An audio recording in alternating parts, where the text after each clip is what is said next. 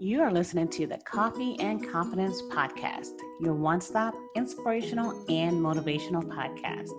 I am your host, Cynthia Lee, confidence and life coach at Capricious Lee. I enjoy helping and encouraging those around me to become more confident and self-aware and push them into stepping into their purpose. So, grab your favorite cup of coffee and let's get started.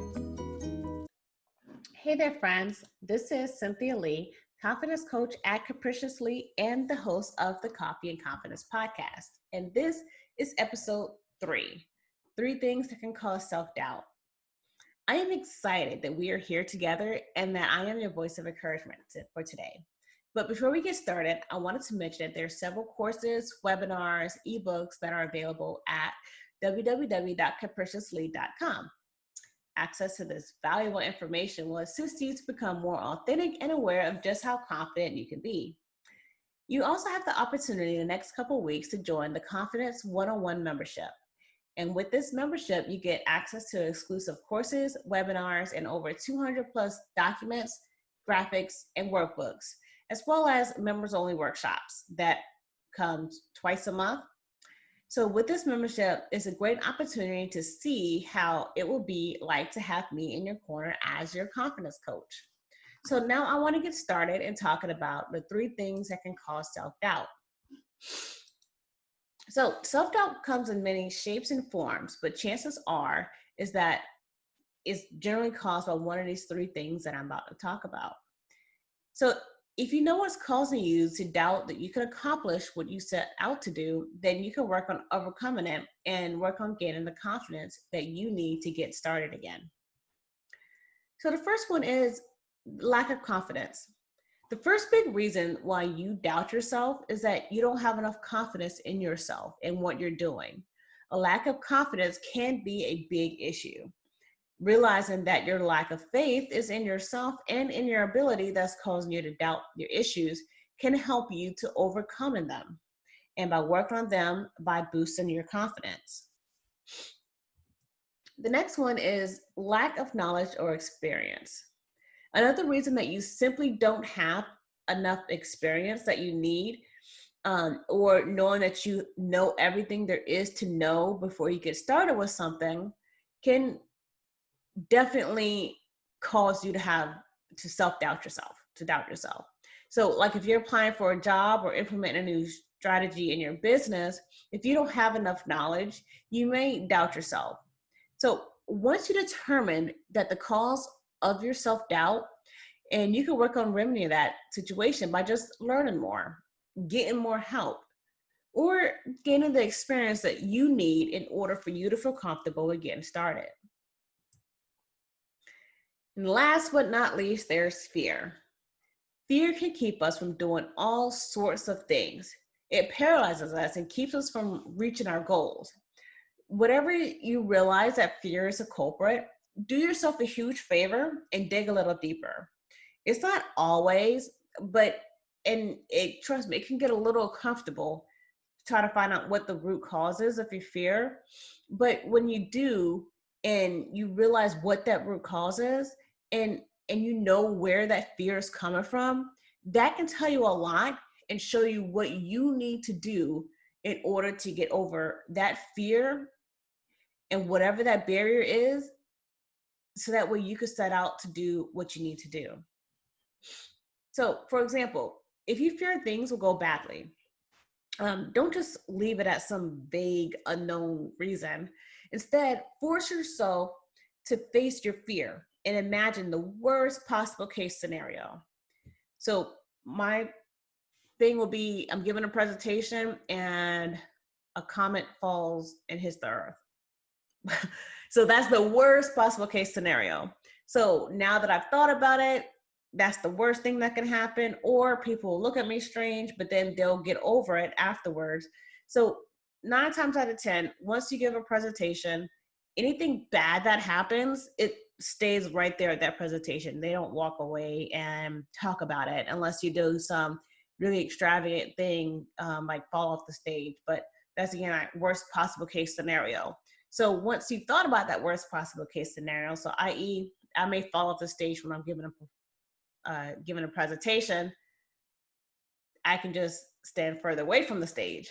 So when you do this and you visualize what the fear can be or the worst possible case scenario, it will definitely help you. And if not, just think about what you can do to prevent this worst case scenario from happening. I.e., I feel like I'm gonna fall off the stage, so let me just take a couple steps back from the stage so that way I know that's not a possibility that can happen. So with this remedy, you can see if your fear is still paralyzing you. And if it's not, then move on. But if it is still paralyzing you, just rinse and repeat until you're ready to take action. So there you have it, the 3 most common causes for self-doubt. Now that you have an idea of what could cause your doubt in yourself and your ability, now it's time to take the next step. Work on overcoming that fear and getting the knowledge and experience that you need for boosting your confidence. I mentioned earlier that I do have the Confidence 101 that will be coming out, which is just $70 a month. And that will be able to help you if you need assistance with boosting your confidence, or you could do one-on-one coaching with me. So I wanted to end this session also with affirmation reflection. So I'm going to state an affirmation, and I usually give a whole little speech about the affirmation. If you need assistance with affirmations or understanding the purpose and reasoning for affirmations, I do have a mini course that's available at www.capriciously.com that can help you to understand affirmations a little bit better. So this affirmation reflection is, I radiate poise, charm, and grace. My charm acts as a magnet, pulling positive people into my life. I am a genuine person and a true friend. I nurture my relationships, and in return, I receive support. I am poised, which ensures that I can maintain my composure in all situations. My self-control is rooted in my awareness of my strengths. I am talented, confident, and I'm ready to tackle life challenges head on. I treat others the way that I want to be treated.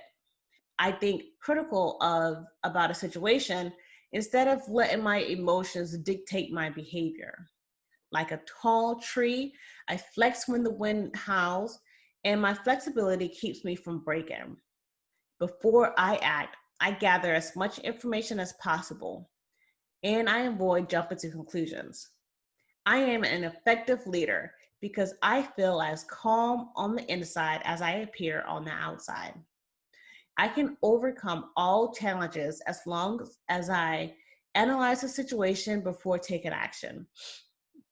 I forgive others for their faults and errors.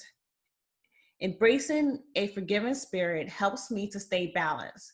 I acknowledge negative feelings when they come that way, and I let them go. Today, I choose to remain calm in the face of any challenge and analyze the situation instead of reacting to them. My poise, charm, and grace serves as an inspiration to others. So I want to ask you 3 questions, or 2 questions. The first one is, when you lose your cool, how does that hinder your ability to find a solution to a challenge that you're facing? The next one, what is a more productive way to deal with a negative emotion? So with that, I am going to ask a 3rd question. And the 3rd question is, how will remaining calm in the face of adversity help to make you a better leader?